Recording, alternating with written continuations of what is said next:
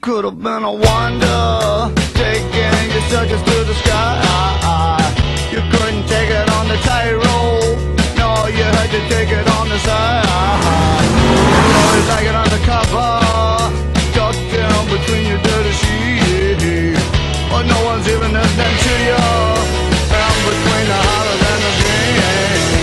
I'm not saying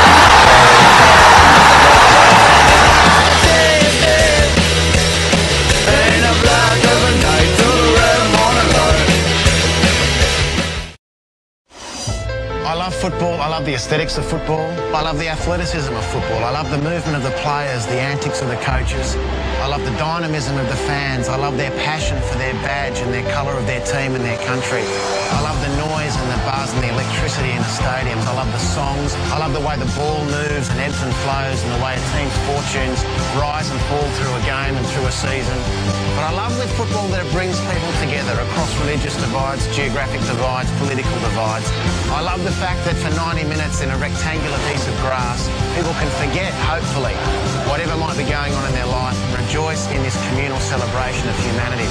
The biggest, diverse, invasive, all-pervasive culture that humankind knows is football. And I love the fact that at the altar of football, humankind can come and worship and celebrate.